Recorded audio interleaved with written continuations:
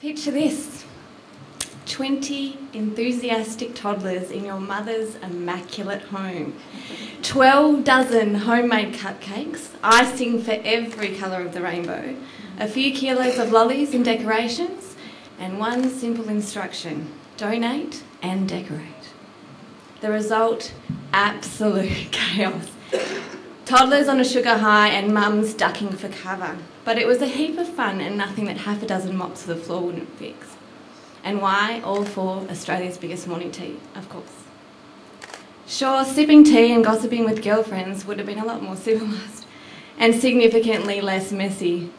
But I thought, why not make Australia's biggest morning tea fun for mums and little ones as well?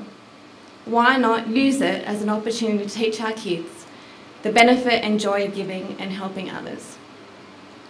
We had a raffle to win a cupcake cooking kit and little take-home cupcake boxes for grannies and dads. And with $700 raised, it was all in all a huge success. We were astounded by people's spontaneous generosity.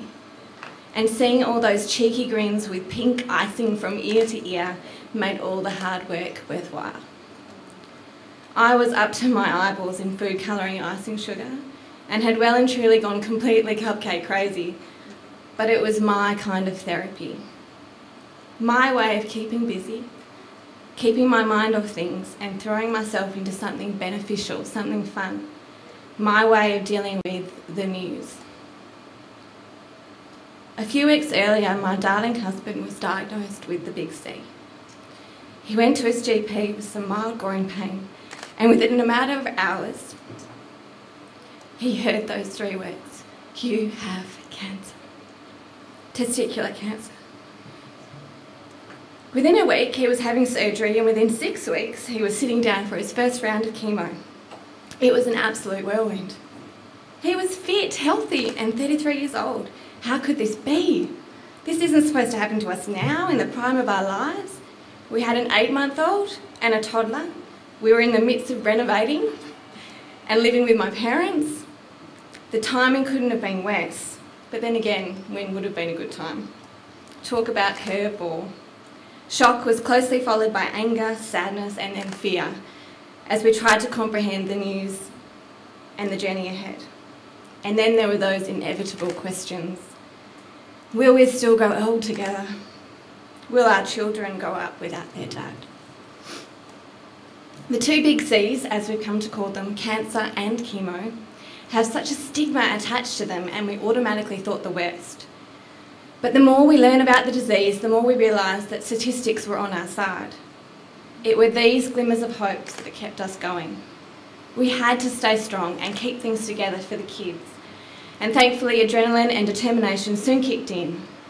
With the mass support of family and friends, we got through one of the most challenging times of our lives and came out the other side stronger, with greater perspective, and I am pleased to say, cancer-free. My husband is one of the lucky ones.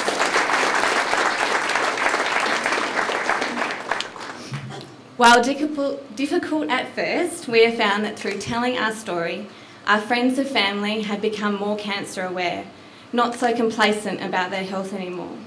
They now realise that being young, fit and healthy doesn't make you invincible.